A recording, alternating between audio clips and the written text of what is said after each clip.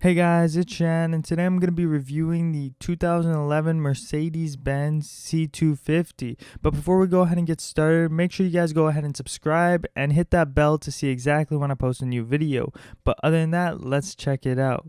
So the 2011 Mercedes Benz C250 has 4MATIC, what means all-wheel drive, as you can see, and looks really nice. 2 exhaust tips towards the back, and it is a 4-door sedan, luxury sedan, and it looks really nice, as you can see. And I will be going through most of the features that I show in the videos right over here, and it looks really nice.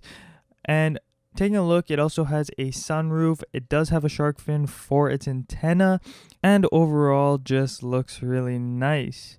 Now, taking a look at the front and the keys, it has the standard Mercedes keys, what Mercedes never had replaced, and that is just the same. Opening up the trunk, you guys can open it right from the keys, what is pretty good.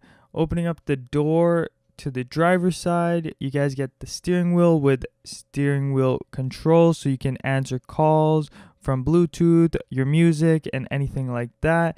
You have your emergency brakes to the bottom left, same with your parking brake to release, and obviously your gas and brake pedals. You have the light, what does have an auto function, so you don't even have to touch it, what is really cool. You have a digital display also that just shows you a couple more things, what you guys can set it to whatever you want, and obviously your analog dashboard. You have a GPS and more, what I will be talking about later, and you guys have dual climate control, what is pretty good, and it obviously says 4MATIC once again.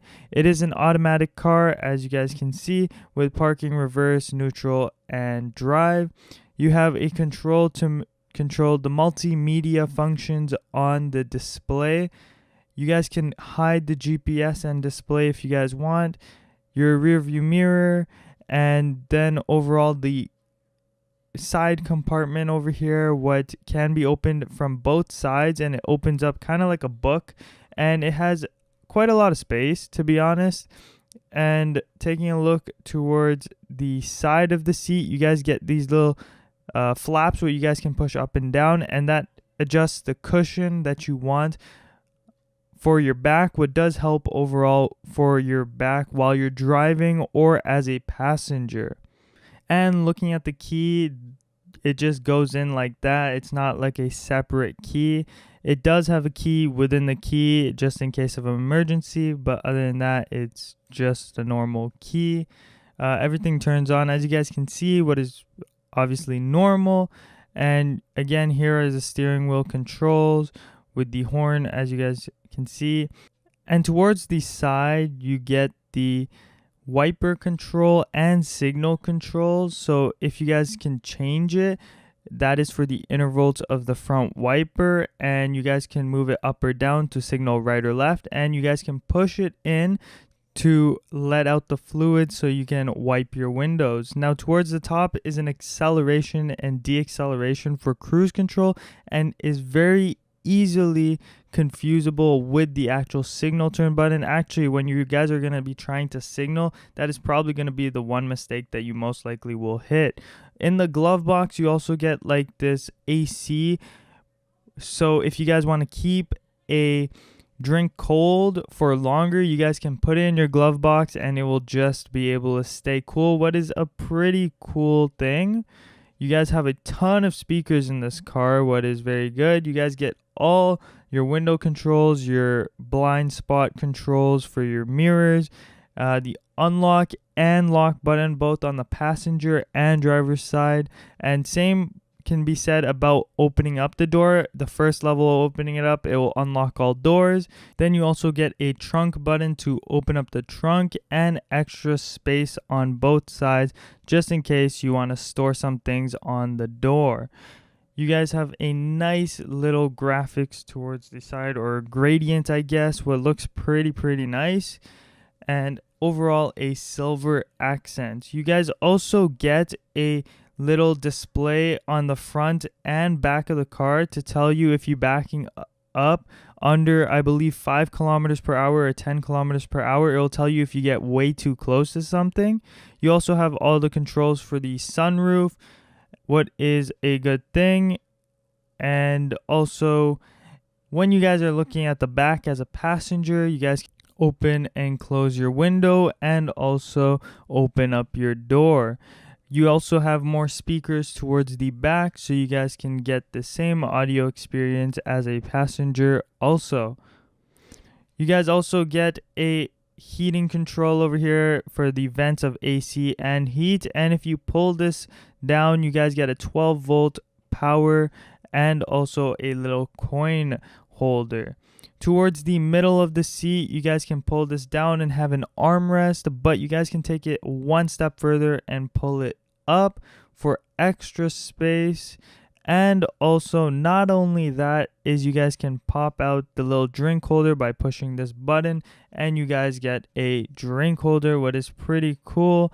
So it's like layers and layers for extra storage, drink, and also an armrest, what is actually pretty neat.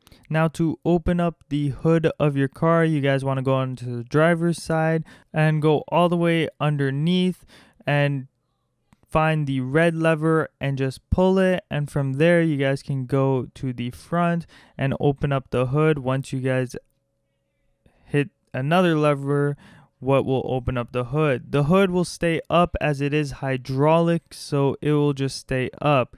The car is powered by a V6 engine that pushes out 201 horsepower and is a 2.5 liter. What also has 181 pound-feet of torque, what is very, very good. The car is also very fuel economic as it does only take premium gas, but also in the city it gets around 11.9 liters per 100 kilometers, and on highway it gets 7.9 liters per 100 kilometers. Now, the new 2011 version of the Mercedes does have LED fog lights, as you can see, and has a nice silver trim all the way to the end of the car.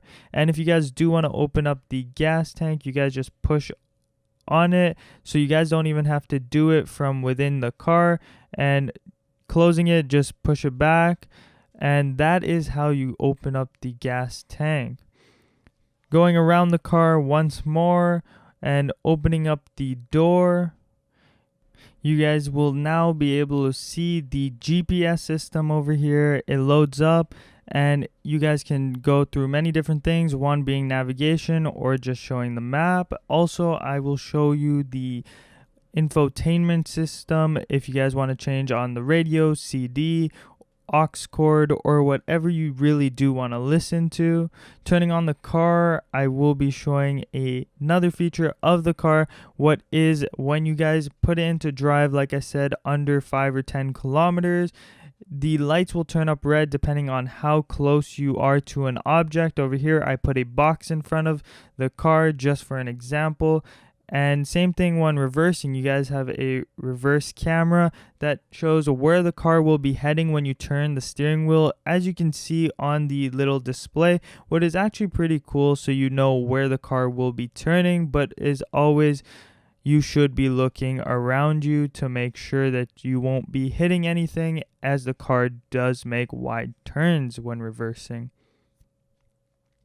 Taking a look at the back, you have the same sensor, and from there you can see it also on the backup camera, where I also had placed a box to make sure that this scenario would work, and you can see that the box is there and also that the sensor has picked it up to tell you, and it will start beeping to inform you that you are very close or about to hit something, what is very helpful just in case you are parking and want to know how far you are from a certain object. Now right now I'm gonna do a little bit of a rev test, so you guys can turn up your volume for this.